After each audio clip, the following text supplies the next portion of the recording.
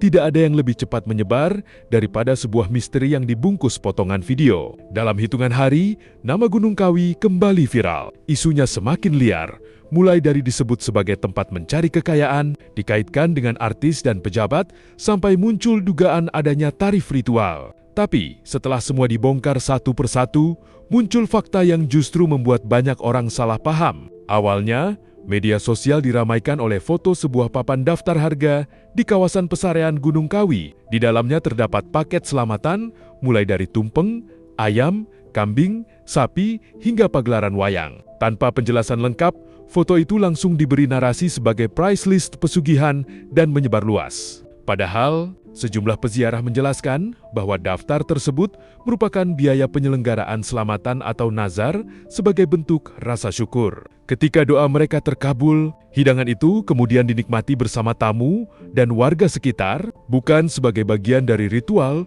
memperoleh kekayaan secara instan. Namun, ketika konteks hilang, opini publik telanjur terbentuk. Isu itu semakin panas setelah viral potongan podcast seorang mantan asisten artis di kanal Jejak Backpacker. Narasumber yang menggunakan nama samaran mengaku pernah diajak ke Gunung Kawi dan menyebut melihat sejumlah artis hingga pejabat datang ke lokasi tersebut, meski pengakuan itu tidak disertai bukti yang bisa diverifikasi. Potongan videonya langsung ramai di TikTok dan YouTube hingga memicu berbagai spekulasi. Di tempat sajian lain pun ternyata ada foto artis juga. Terkenal juga tapi cewek. Banyak juga berarti ya? Banyak. Aku baru tahu tuh di situ. Aku ngeliat. Tapi yang aku lihat di tempat sajiannya dia ada satu foto laki-laki artis juga. Tapi dia lebih terkenal. Lebih terkenal. Aku mikirnya gini, apa dia mau ngedeketin laki-laki ini biar dongkrak nama gitu kan? Sampai di penginapan, aku nanya nih ke bosku lah ya, ke si artis ini ngomong, Mbak, buat apa sih kayak gini-gini gitu kan, kamu kan cantik, kayaknya nggak mungkin deh produser nggak ngelirik gitu. Oh enggak, aku bikin ini tuh biar karir bagus, dia bilang, biar apa ya, berkat, dia bilang berkat gitu kan, biar berkat, terus biar jobnya banyak, jadi kan kamu juga manjang kerja sama aku. Ya secara logika kan kita maunya kerja manjang ya sama dia gitu. Nah betul, setelah pulang dari Gunung Kawi itu, kerjaan masuk banyak banget. Di tengah ramainya isu tersebut, YouTuber Marcel Radival atau pesulap merah memilih datang langsung ke Gunung Kawi. Banyak yang mengira ia akan membuat konten sensasional. Namun justru sebaliknya, Marcel berdialog dengan juru kunci dan mencoba mencari tahu apa yang sebenarnya terjadi di sana. Dalam penelusurannya, ia menemukan sebuah buku tamu berisi doa dan harapan para pengunjung. Ada yang berharap usahanya maju, bisnis berkembang, utang segera lunas, hingga permohonan lainnya. Marcel pun mengingatkan bahwa harapan saja tidak cukup tanpa usaha nyata. PT Pelita. Orang-orang PT pada kesini juga tuh. Usaha rental mobil. MBG. Ada yang usahanya MBG di sini juga nih. Ya, internet, tembakau. Berarti baru dong ya kalau usahanya MBG. Katanya 6 juta per hari, katanya. Saya emang nggak tahu. Diansari, Masita, Medan. Apa nih? Buku tamu ini sebagai syarat atau apa ya? Wah, Rianto. Orang yang pernah kesini mungkin. Iya. Dan di dalam ruangan ini tetap wangi ya teman-teman ya. Bau dupa. Bau dupa, iya betul. Itu ada utang 250 juta. Hah? Ada? Oh iya nih. Serangan Desa Sri, Lampung Tengah, utang 250 juta, usaha warung, deres karet. Utang 250 juta bukan ditulis, Bu, dibayar. Iya bener dah. Ditulis percuma, utang tetap utang. Ia juga menegaskan tujuannya bukan menyerang budaya, melainkan mengajak masyarakat membedakan antara situs sejarah yang patut dihormati dengan oknum yang mungkin memanfaatkan kepercayaan masyarakat demi kepentingan pribadi. Kontennya kembali memicu perbincangan ketika juru kunci sempat menyebut beberapa nama figur publik yang pernah datang ke Gunung Kawi, termasuk Sarwenda. Namun Marcel langsung mengingatkan bahwa kehadiran seseorang di lokasi tidak bisa dijadikan bukti bahwa mereka melakukan hal tertentu. Bisa saja mereka datang untuk syuting, wisata, atau kepentingan lainnya. Karena itu, publik diminta tidak mudah menghakimi hanya berdasarkan potongan informasi. Terus ini Pak, kalau kayak artis-artis ada yang kesini juga nggak Pak? Banyak sekali, Pak. Banyak. Banyak. Siapa yang yang Ya termasuk zaman dulu mulai Ica Trisnawati, Edisut, Panca Ponda itu yang paling pertama di sini. Terus selanjutnya kalau artis-artis biasa-biasa di Indonesia itu banyak. Oh, Ya, ada terkenal. itu Oh. juga kesini. itu kesini ritual atau dia cuma kayak ada acara kesini Pak? Ya ada acara memang punya tujuan.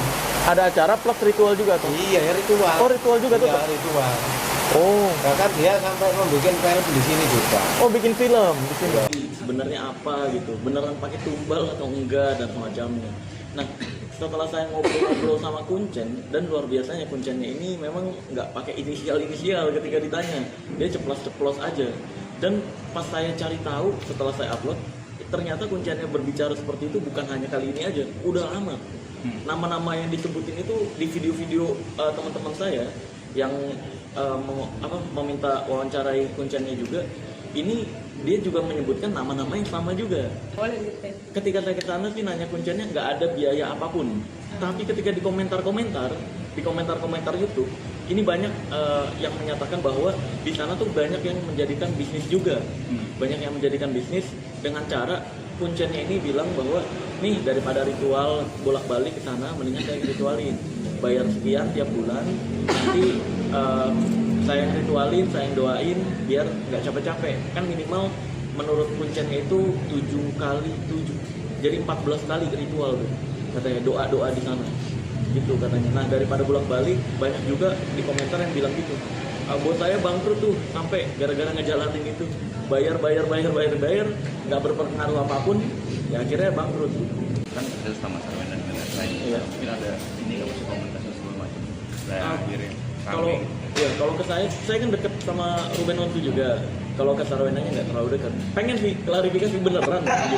Saya ragu. Kemungkinan apa jangan-jangan ini dia datang ke sana memang syuting doang dan memang di syutingnya itu ada adegan gitu kali mungkin. Terus disalahartikan bahwa itu ritual mungkin ya. Saya juga nggak tahu kebenarannya gimana.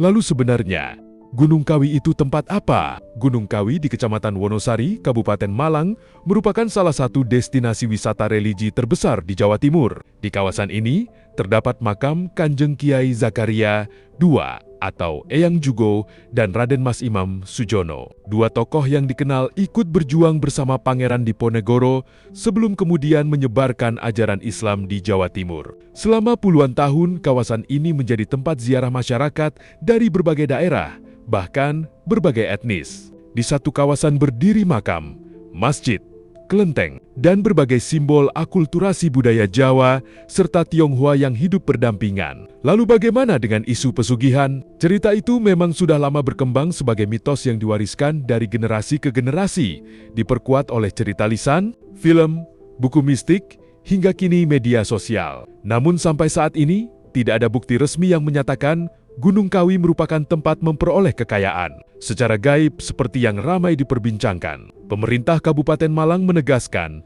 Gunung Kawi adalah destinasi wisata budaya dan religi. Aktivitas utamanya adalah ziarah, pelestarian budaya, dan kegiatan keagamaan. Sementara pihak pengelola juga membantah berbagai narasi yang berkembang. Mereka menegaskan, sejak dahulu Gunung Kawi dikenal sebagai tempat berdoa, bersyukur, dan menghormati leluhur. Menurut mereka, konten yang mengejar sensasi perlahan menggeser sejarah panjang yang sebenarnya. Ramainya isu ini bahkan mendapat perhatian Fadli Zon. Ia menyebut Gunung Kawi merupakan bagian dari mozaik budaya Indonesia, selama keberadaannya memberi manfaat bagi masyarakat dan tidak merusak lingkungan. Maka wisata budaya seperti ini adalah bagian dari kekayaan tradisi Nusantara. Ya lagi rame-rame. Ya itu kan kita keberagaman kita ya di dalam memahami termasuk apa yang terjadi tidak hanya di Gunung Kawi dan di berbagai tempat ya sesuatu hal yang merupakan mozaik dari tradisi dan budaya lama. Kita ini masyarakat yang pendekatannya beragam gitu ya. Saya kira selama itu bisa memberikan kebaikan, terutama mendatangkan ekonomi budaya bagi masyarakat tempat dan tidak mengganggu, tidak merusak, ya. Dan anggap sebagai bagian dari realitas.